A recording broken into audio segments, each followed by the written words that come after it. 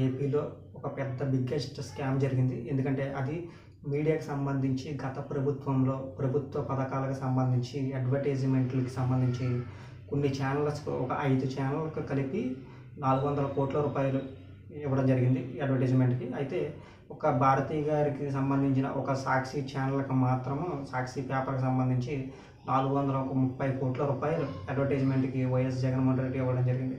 అంటే ఇంత పెద్ద కుంభకోణం జరిగినప్పటికీ కూడా జగన్మోహన్ రెడ్డి ఎంత దారుణంగా వ్యవహరించారంటే ఏపీ వినాశనానికి నాంది పలికారన్నదైతే అర్థమవుతుంది. ఎందుకంటే జగన్మోహన్ రెడ్డి గారు గత ప్రభుత్వంలో పథకాలైతే విచ్చలవిడిగా పెట్టడం జరిగింది. అయితే ఆ పథకాలు పేదవాడికి అందినయి కానీ కొన్ని చోట్ల ఎక్కడ పడితే అక్కడ కొన్ని చోట్ల స్కామ్‌లు జరిగాయి. అంతేకాకుండా గతంలో చాలా వరకు అభివృద్ధి పనులు ఎక్కడ కూడా జరగల.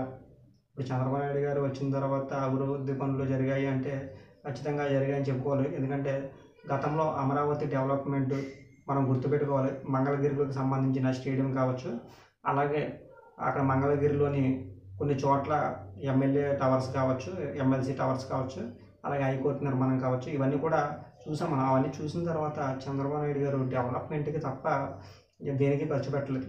అయితే గతంలోనే చాలామంది గ్రాఫిక్స్ చూపించాడు. గ్రాఫిక్స్ రాజమౌళిని తీసుకొచ్చి ఒక గ్రాఫిక్స్‌ని చూపించాడని చెప్పి జగన్మోహన్ రెడ్డికి సంబంధించిన సోషల్ మీడియా విస్తృతంగా తప్పుడు ప్రచారం అయితే చేసింది.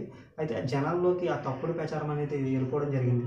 అయితే ఇప్పుడు జగన్మోహన్ రెడ్డి ఈ 30 రోజుల పాలనలోనే చూసాం మనం ఎంత నెగిటివిటీ తీసుకురావడానికి ప్రభుత్వానికి సంబంధించి ప్రభుత్వం ఏమీ చేయడం లేదు. ప్రభుత్వం ఎక్కడ పడితే అక్కడ అవినీతి జరుగుతుంది. అలాగే అనేక దాడులు జరుగుతుందని చెప్పి చూపించడానికి ప్రయత్నాలు చేశాడు. ఢిల్లీ వెళ్ళి కూడా అక్కడ కూడా నిరసన తెలిపి అవన్నీ కూడా ప్రపంచానికి తెలిసే విధంగా చేసే ప్రయత్నం చేశాడు. అయితే అది చేసిన ప్లాన్ అట్టర్ ఫ్లాప్ అయింది. అయితే ఇప్పుడు జగన్మోహన్ రెడ్డి చేసిన కుంభకోణాన్ని మాత్రం బయటపడడంతో అందరూ ఆశ్చర్యపోయారు. ఎందుకంటే చూసాం మనం సాక్షి పేపర్‌కి సంబంధించి సాక్షి మీడియాకి సంబంధించి ₹430,00,00,000 ఖర్చు చేశారని తెలిసి అందరూ కూడా అవాక్కయ్యారు. ఎందుకంటే ₹430,00,00,000 ఒక్క ఛానల్‌కి ఇవ్వడం పైన అందరూ కూడా ఆశ్చర్యపోతున్నారు. ఎందుకంటే ఒక 5 ఛానళ్ళకి కలిపి ₹400,00,00,000 ఇస్తే ఈ ఒక్క ఛానల్‌కి ఏముందని చెప్పి అంత ఇచ్చారు అని చెప్పి కూడా ప్రతి ఒక్క ప్రజలు కూడా ప్రశ్నిస్తూ ఉన్నారు.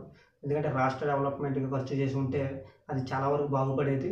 అయితే మీ కుటుంబం మీరు బాగుపడడానికి మాత్రమే ఇన్ని కోట్ల రూపాయలు ఖర్చు పెట్టారని చెప్పి జనాలు మండిపడుతున్నారు.